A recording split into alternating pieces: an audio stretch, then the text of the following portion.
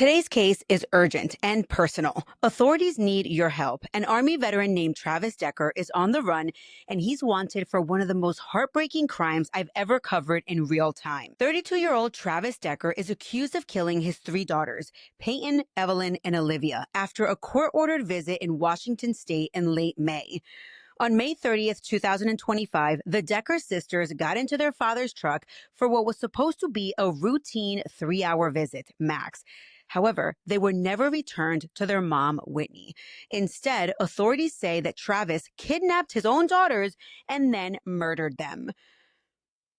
Welcome back, True Crime Army. I am your host, Margot, and this is the case of fugitive Travis Decker. Travis Caleb Decker is an Army veteran with a Ranger tab, and he is still on the rolls as an active member of the National Guard. Though I will say that he's been AWOL for over a year, he knows how to survive off-grid. And I'm not just saying that because of his military service. No, I'm saying that because this man has actually lived out in the woods and survived for at least 2.5 months stints at a time.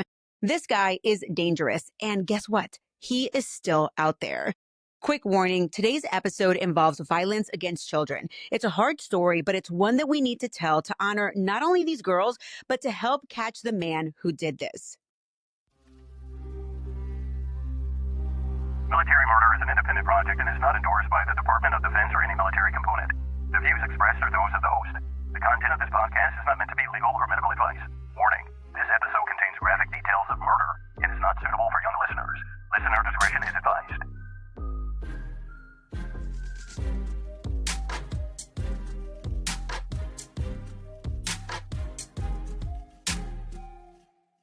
Friday, May 30th, 2025, Whitney Decker dropped off her daughters, 9-year-old Peyton, 8-year-old Evelyn, and 5-year-old Olivia for a scheduled visit with her ex-husband and the father of the girls, Travis Decker. Travis was supposed to return them back to their mom that evening. He didn't. The girls were never seen alive again. When the girls failed to return at their scheduled time, Whitney tried calling Travis. No answer. And then it started going straight to voicemail. Panic set in. By 9:45 p.m., Whitney called the Wenatchee PD and reported her children missing. But guess what? No Amber Alert was issued. You see, police didn't think that the girls were in imminent danger since Travis had taken them before without issue. So they felt that the case didn't give rise to the strict Amber Alert requirements. That decision would prove to be a tragic mistake. On Saturday morning, May 31st, one of the girls was scheduled to participate in a 5K race. When Travis failed to show up with the girls, Whitney's worry turned to full-blown fear. She knew something was seriously wrong. I mean, she already knew this, but now it was crystal clear. By then, police had begun working on a custodial interference arrest warrant for Travis, but still no Amber Alert. Criteria still not met. Instead, the state focused on a statewide endangered missing person alert, an EMPA. Whitney believes that that decision cost her children their lives. She's made it clear if an Amber Alert had gone out that Friday night, her daughters might still be alive. Nonetheless, search efforts continued. Authorities scoured motels, campgrounds, anywhere Travis might have gone, but he and the girls had vanished. Behind the scenes, red flags were stacking up. After accessing Travis's Google records, they found that he had been searching how to move to Canada, Canada employment, Canada jobs, and this was worrisome. Monday, June 2nd, at roughly 3:45 p.m., 3 days after the abduction, deputies found Travis's abandoned white GMC Sierra near a remote campsite in Leavenworth, Washington. Inside the truck, they found blankets, food, the girls' car seats, and Travis's wallet. 2 bloody handprints on the tailgate. Nearby, a tent and a cooler. It looked like Travis had planned to camp there or had at least been camping there. Also found nearby was Travis's dog, still alive. And don't worry, he was taken safely to the Humane Society. Then, about 100 yards from that truck, police made a horrific discovery. The bodies of all 3 girls had been discovered. Peyton, Evelyn, and Olivia. They were found in the brush.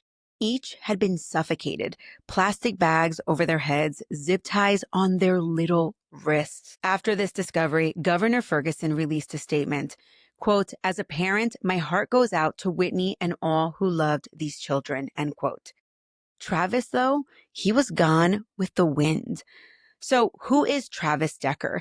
He's 5'8" tall, about 190 pounds, black hair, brown eyes, and he has various tattoos on his arms and ankle. He's an Army veteran, he's trained, he's resourceful, and he's deeply unstable. Court records show that this man lost housing over a year and a half ago. He'd been living out of his truck, avoiding mental health treatment, and skipping child support payments. Just 2 days before the murders, he crashed his truck at a red light. Uninsured, unlicensed, and to boot, he received a $750 fine. He probably felt like the world was caving in on him. He was spiraling. His ex-wife, Whitney, told investigators that he had borderline personality disorder and that he wasn't taking his meds at the time. The courts barred overnight visits with the children, which he did have at one point, and they ordered treatment. But he would still see his kids, but he refused the treatment aspect of it. And as the hunt for Travis intensified, phone records showed that Travis had visited that same campground where the girls were found deceased. And he had visited that campsite the day before he picked them up for their routine visit. What does that mean? That means that this was likely premeditated. Law enforcement launched a massive manhunt. US Marshals, FBI, drones, dogs, helicopters, even the National Guard. They focused on Leavenworth, but they looked statewide, and they even crossed the border, right? Travis had Googled moving to Canada, and the murder scene was just 11 miles from the Pacific Crest Trail, which leads north to Canada. Since hosting a press conference, over 500 tips have come into the police department. One reported sighting was in McCall, Idaho. That turned out to be a false lead, but the search is still very much active. On June 3rd, a state warrant was issued, 3 counts of aggravated murder, 3 counts of kidnapping. On June 5th, the feds added a federal charge, unlawful flight to avoid prosecution. Authorities believe that Travis is armed and dangerous and possibly hiding in the wilderness. He has survival training. He has lived off the grid before. In addition to the search, public warnings have gone out. People have been told to keep their lights on, to check their cabins, report anything suspicious.